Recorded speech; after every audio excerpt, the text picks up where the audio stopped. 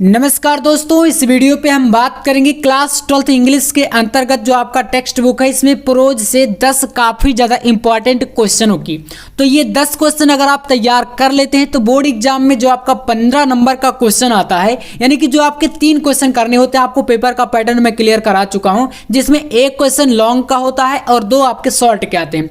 तो 10 क्वेश्चन यहाँ पर मैं आपको बताने वाला हूँ, इनको पूरा क्वेश्चन को आपको अच्छे तरीके से तैयार कर लेना है, आंसर के साथ यहाँ पर बताए जाएंगे। ठीक है, तो आपको इधर उधर भटकना नहीं पड़ेगा, बिल्कुल इस वीडियो को पूरा अंत तक देखिएगा, आपके पास टाइम भी कम है।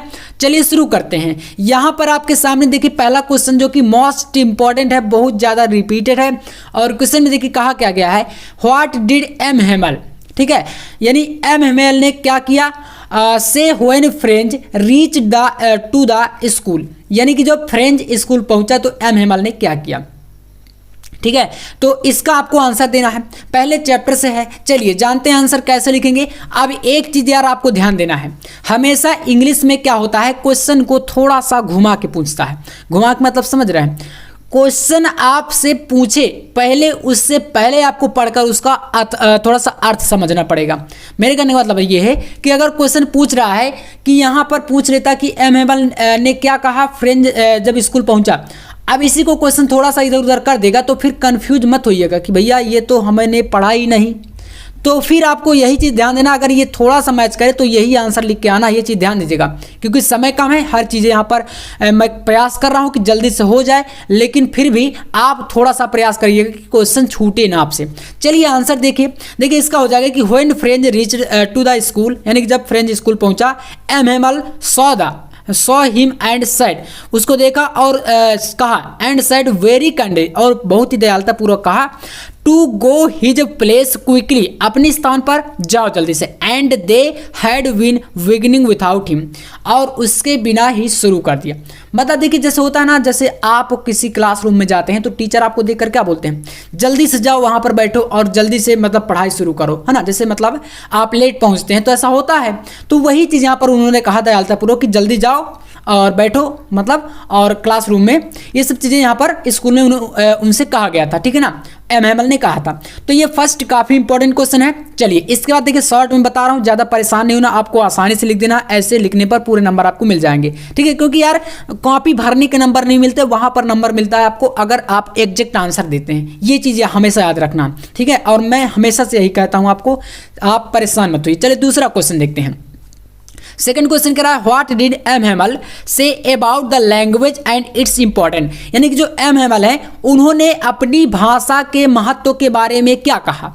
देखिए आंसर को हिंदी के साथ समझना है, क्वेश्चन भी आपको समझ में आना चाहिए और उसका आंसर भी समझ में आना चाहिए, तभी आप क्लियर कर पाएंगे, क्योंकि आपके पास वैसे भी काफ़ी ज़्यादा टेंशन होगी क्योंकि एग्जाम नज़दीक, मैं समझ सकता हूँ। चलिए आंसर समझिए, एम हेमल ने क्या कहा था अपनी भाषा के बारे में या भाषा के महत्व के बारे में। तो देखिए उन्होंने कहा, एम हेमल सेड, यानी कहा एम हेमल ने कहा, that the French language was the most beautiful language, यानी उन्होंने फ्रेंच भाषा को सबसे सुंदर भाषा कहा था, इन द वर्ल्ड, पूरे संसार में, क्लियरेस्ट द मोस्ट लॉजिकल, यानी कि बहुत ही उसको एक प्रकार से लॉजिकल भाषा के तौर पर उन्होंने स्पष्ट किया कि भाषा जो फ्रेंच भाषा है बहुत ही ज़्यादा तथ्यपूर्वक भाषा, तथ्यपरक बोल सकते हैं, लॉजिकल मतलब। Has further said that they must God it among them and never forget it, यानी कि उन्होंने इस जो भी चीज़ें सीखी थी अपनी मातृभाषा के रूप में उन्होंने इसको स्वीकार किया था, और उन्होंने ये कहा कि इसको कभी भी भुलाया नहीं जा सकता, ये हमारे लिए बहुत ही सुंदर और बहुत ही प्यारी भाषा है। तो ये सेकंड आपको पूरा इतना तैयार कर लेना, स्क्रीनशॉट भी ले सकते हैं अगर आपको एक बार प्रॉब्लम आ रही है। चलिए थर्ड क्वेश्चन देखते हैं। तो यहाँ पर आपके सामने देख सकते हैं तीसरा क्वेश्चन दिया गया है, हु वाज मुकेश, मुकेश कौन था, और यहाँ पर फिर कह रहा है कि where did he belong and what was his ambition, यानी कि वह कहाँ से बिलोंग करता था और उसका उद्देश्य क्या था। तो चलिए देखिए शॉर्ट में समझते हैं। Mukesh was a young boy, मतलब मुकेश क्या था, एक यंग बॉय था। ठीक है ना, यंग मतलब समझ सकते हैं युवा, है ना। और बिलोंगिंग कहाँ से बिलोंग करता था, तो देखिए belonging to bangle making family, और वो चूड़ी बनाने वाले परिवार से संबंध रखता था या संबंधित था। फ्रॉम फिरोजाबाद, जो कि फिरोजाबाद के थे, ठीक है ना, फिरोजाबाद से थे। हिज एम्बिशन, उसका उद्देश्य क्या था, देखिए हिज एम्बिशन वाज डिफरेंट, उसका उद्देश्य भिन्न था। फ्रॉम हिज फैमिली, अपने परिवार से बिल्कुल भिन्न था उसका उद्देश्य। As he wanted to become a motor mechanic, यानी कि देखिए उसका उद्देश्य ऐसा था कि वो मोटर मैकेनिक बनना चाहता था, और उसके परिवार के सभी लोग चूड़ियों का व्यापार करते थे। मतलब फिरोजाबाद जो है शहर जो है चूड़ियों के व्यापार के लिए, कांच फैक्ट्री के रूप में मतलब बहुत ज़्यादा फेमस है, समझ सकते हैं। जितनी भी ज़्यादा बैंगल जो चूड़ियाँ हैं वो फिरोजाबाद शहर से आती हैं, ठीक है ना। तो मतलब उसका एक अलग ही उद्देश्य था, वो बिल्कुल परिवार से डिफरेंट था। परिवार वाले चूड़ियों का व्यापार करते थे और वो मोटर मैकेनिक बनना चाहता था। तो यहाँ पर शॉर्ट में आंसर है, ठीक है, काफ़ी इंपॉर्टेंट क्वेश्चन है। चलिए इसके बाद देखते हैं क्वेश्चन नंबर 4। देखिए what does the bangle symbolise, चूड़ियाँ किसका प्रतीक है।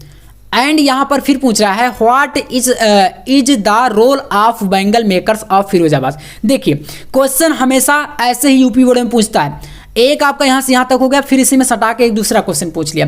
तो चूड़ियाँ किसका प्रतीक होती हैं, देखिए लिखेंगे हम लोग कि the bangle symbolise and Indian women's suhag, यानी कि भारतीय नारियों में जो चूड़ियाँ होती हैं वो किसका प्रतीक है, तो सुहाग का प्रतीक है, ठीक है, आप लोग जानते होंगे। अब इसके बाद यहाँ तक तो हो गया हमारा इसका आंसर। यहाँ से आप पूछ रहा है कि what is the role of bangle makers of Firozabad, Firozabad के जो चूड़ियाँ बनाने वाले वो किस प्रकार से रोल निभाते हैं अपना, देखिए इसका आंसर। तो यहाँ से लिखेंगे the bangle makers of Firozabad produce largest quantity of bangle in the country and export bangles to all over the world. मतलब देखिए जो हमारा फिरोजाबाद शहर है वो इतनी ज़्यादा लार्जेस्ट क्वांटिटी में चूड़ियों का चूड़ियाँ बनाते हैं कि इसका एक्सपोर्टिंग मतलब कि व्यापार कहें तो निर्यात बोल सकते हैं, पूरे के पूरे विश्व में भी होता है, ऑल ओवर वर्ल्ड, पूरे विश्व में मतलब इसका निर्यात होता है, मतलब सभी जगह भेजी जाती हैं चूड़ियाँ, ठीक है। तो मतलब इतना ज़्यादा समझ सकते हैं, ज़्यादा पॉपुलर है। तो ये 4 क्वेश्चन हुए, चलिए अगला देखते हैं। तो क्वेश्चन नंबर 5 देखिए यहाँ पर दिया गया है व्हाट डिड, जितने क्वेश्चन बता रहा हूँ बिल्कुल अच्छे समझना, ठीक है ना। तो what did Douglas do inside the water to save his life, यानी कि जो डगलस है जो पानी में जब डूब गया था तो उसने पानी के अंदर अपने जीवन को कैसे सुरक्षित किया या कैसे बचाया। चलिए आंसर देखते हैं। तो यहाँ पर आंसर लिखना है आपको कि inside the water Douglas made the strategy to hit the water make a big jump, यानी कि जो डगलस है सी डगलस उसने पानी के अंदर एक प्लान बनाया, स्ट्रेटेजी कह सकते हैं, स्ट्रेटेजी मतलब एक प्लान बनाया। और वो प्लान क्या था, उन्होंने क्या किया, hit the water make a big jump, यानी पानी के अंदर उन्होंने एक बहुत ही बड़ी छलांग लगाने का स्ट्रेटेजी बनाई। होता है ना, जैसे आप चाहें पानी के अंदर तो नीचे जैसे जाते हैं तो आप एक बार नीचे पाँव तेजी के साथ मारेंगे तो ऊपर आप आ सकते हैं, छलांग लगा सकते हैं। तो वही उन्होंने एक योजना बनाई। लेकिन यहां पर देखिएगा, come to the surface lie flat on it and paddle to the ends of the pool but every time his strategy failed, यानी कि जब वो इस प्रकार से सोचते थे तो वो सरफेस तक पानी के एक बार आ जाते थे और पुनः से वो नीचे जाते थे। होता है ना कि एक बार अगर आप तैरना नहीं जानते तो पानी में आप जाइएगा, एक बार नीचे जाएंगे, पुनः से अगर आप एक बार प्रयास करेंगे तो ऊपर आएंगे, लेकिन पुनः फिर नीचे चले जाएंगे। तो इस प्रकार से जो उसकी ये स्ट्रेटेजी थी वो बार बार फेल हो जा रही थी, है ना। एंड इसके बाद देखिए he did this all continuously to save his life, और इस प्रकार से लगातार उन्होंने इस प्रयास से अपने जीवन को बचाया, या उन्होंने मतलब ये पता नहीं था, उनको किसी दूसरे ने बचाया था, ऐसा कह सकते हैं, लेकिन ये स्ट्रेटेजी आपको ऐसे ही बताना है, ठीक है। चलिए अगला क्वेश्चन नेक्स्ट यहाँ पर कह रहा है what did the instructor do to train Douglas. तो जो डगलस है उनको जो इंस्ट्रक्शन मतलब होता है जो सिखाने वाले थे, तैरना सिखाने वाले थे, उन्होंने उनको कैसे ट्रेन किया, मतलब ट्रेन का मतलब यहाँ पर है कि पूरी तरीके से कैसे परफेक्ट किया तैरने पर। तो आंसर देखिएगा, the instructor put a belt around him attached a rope to the belt went through a pulley, यानी कि जो सिखाने वाले थे उन्होंने उसके चारों ओर क्या किया, एक बेल्ट मतलब कि कहें तो एक सपोर्ट के रूप में उसके चारों ओर बांध दिया, अटैच कर दिया, और उसको क्या किया, उसी के सहारे से तैरना सिखा रहे थे। Held on to the ends of the rope went back and forth across, इसको लगातार वो बार बार करते रहे, ठीक है ना। And the pull hours after hours, day after day, week after week, यानी कि लगातार उन्होंने ऐसा किया, मतलब जो सिखाने वाले थे उन्होंने लगातार घंटों घंटों तक, दिन प्रतिदिन तक, ठीक है ना, और प्रत्येक हफ्ते लगातार ऐसा करते रहे। और इसके बाद आफ्टर 7 मंथ, और लगातार 7 महीने के बाद the instructor declared him as a swimmer, यानी कि फिर सिखाने वाले ने उनको इतना सब करने के बाद एक तैराक कहें तो डिक्लेयर कर दिया, मतलब कि घोषित कर दिया। मतलब लगातार उन्होंने उसको प्रैक्टिस करा दिया और फिर उसके बाद होता है ना, जैसे आप किसी भी चीज़ में एकदम प्रतिभावान बन जाते हैं तो फिर आपको एक मतलब अलग लेवल में प्रसिद्ध कर दिया जाता है, तो वैसे उनको वो प्रूफ कर दिया गया कि हाँ, डिक्लेयर कर दिया कि ये काफ़ी अच्छा तैराक है, ठीक है ना, डगलस को। चलिए 6 क्वेश्चन हो चुके हैं। अगला तो आप देखिए क्वेश्चन नंबर 7 आपके पास यहाँ पर है, who was the rat trap seller. Red trap seller मतलब चूहेदानी जो बेचने वाला था वो कौन था? How did he make them, और वह उसको कैसे बनाता था? यहाँ पर आंसर है आपके सामने, there was a person who was a peddler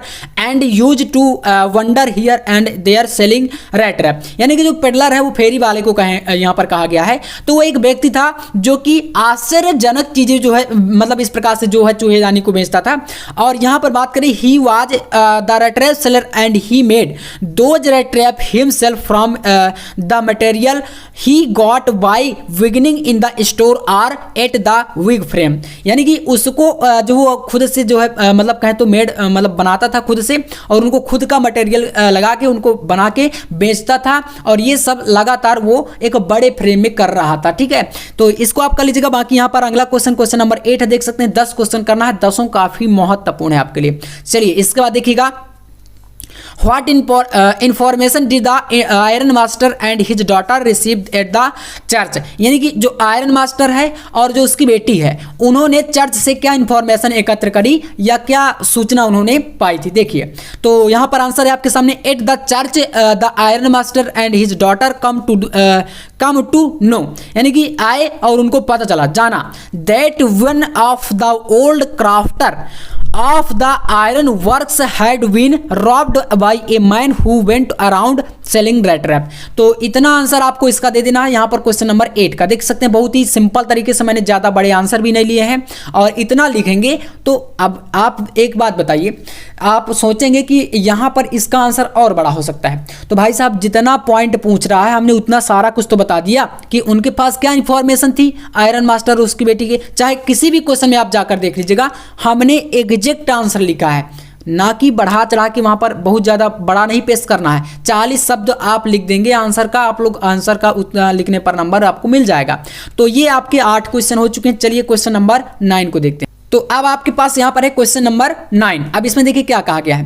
question number 9 है कि why did Rajkumar Shukla want to meet Gandhi ji, यानी कि जो राजकुमार शुक्ला हैं वो गांधी जी से क्यों मिलना चाहते थे, ठीक है। तो चलिए इसका आंसर देखते हैं। देखिए Rajkumar Shukla wanted to meet Gandhi ji to complain about the injustice of the landlord system in Bihar and somebody had probably told to speak to Gandhi ji. मतलब जो राजकुमार शुक्ला है वो गांधी जी से इसलिए मिलना चाहते थे क्योंकि वो कंप्लेन करना चाहते थे अबाउट द इनजस्टिस, उनके खिलाफ जो अन्याय हो रहा था, of the landlord system, जो एक प्रकार का ये कानून था बिहार में, तो वो इसके खिलाफ जो है गांधी जी से शिकायत करना चाहते थे, और इसीलिए वो ये सारी समस्याओं को उनके सामने यानी गांधी जी के सामने रखना चाहते थे, क्योंकि गांधी जी उस समय के स्वतंत्रता सेनानी थे, आपको पता है, तो इसीलिए वो उनसे मिलना चाहते थे।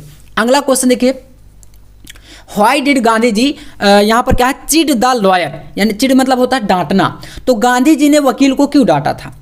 चिड द लॉयर। चलिए आंसर देखिए, तो आंसर लिखेंगे, Gandhi ji chided the lawyer for collecting big fees from the sharecropper Muzaffarpur lawyer, यानी कि इसका आंसर यह है कि गांधी जी ने इसलिए लॉयर को डांटा था क्योंकि collecting big fees from the share croppers, यानी कि जो शेयर क्रॉपर मतलब जो मुजफ्फरपुर के जो किसान थे, मुजफ्फरपुर मतलब बिहार में है, तो जो वहाँ के किसान थे उनसे जो शेयर क्रॉपर थे सॉरी लॉयर था वो बहुत ही बड़ी अमाउंट फीस ले रहे थे, है ना, जो उनका केस था जो भी लड़ने के लिए या न्याय के लिए, तो उनसे बहुत ही ज़्यादा मात्रा में वो फीस लेते थे, कलेक्टिंग बिग फीस, जो कि लॉयर आप जानते होंगे, वकील अगर कोई आपका केस लड़ेगा तो वो आपसे एक अमाउंट मतलब रुपया लेगा, फीस लेगा, है ना उसकी, तो वो बहुत ज़्यादा मात्रा में ले रहे थे। अब देखिए वेयर चार्जिंग हाई फीस, बहुत ज़्यादा मात्रा में फीस चार्ज करते थे, जो कि किसान नहीं दे पा रहे थे उतनी ज़्यादा मात्रा में, है ना।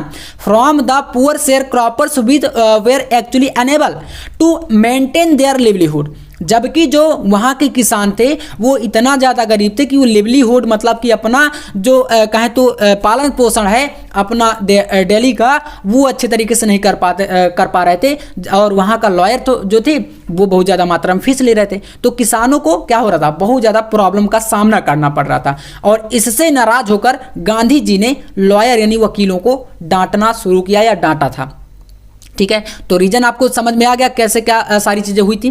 तो ये 10 क्वेश्चन यहाँ से पूरा का पूरा हो चुका है, और अगर आप प्रोज में ये 10 क्वेश्चन कंप्लीट कर लेते हैं तो बहुत ही ज़्यादा आपके समझ लीजिए यहाँ पर क्वेश्चन कंप्लीट होने वाले हैं। तो चलिए आज की वीडियो में बस इतना ही, बाकी का नेक्स्ट टॉपिक हम लोग इसी प्रकार से। और आपको पता है चैनल को सब्सक्राइब किए बिना आपको नहीं जाना, क्योंकि हर एक टॉपिक मैं आपको यहाँ पर कराने वाला हूँ, चाहे वो आपका आर्टिकल लेटर जो भी हो, इंग्लिश ग्रामर से लेकर आपका, क्योंकि समय कम है लेकिन फिर भी मैं हर एक घंटे में आपको वीडियो प्रोवाइड कराऊंगा। तो बस आप जुड़े रहिए, लगातार एक दिन में आपकी सारी तैयारी में करा दूंगा, ठीक है ना। भले टेंशन आपको नहीं लेना, टाइम हो या ना हो। तो चलिए मिलते हैं नेक्स्ट वीडियो में नेक्स्ट टॉपिक के साथ, तब तक के लिए जय हिंद, वंदे मातरम।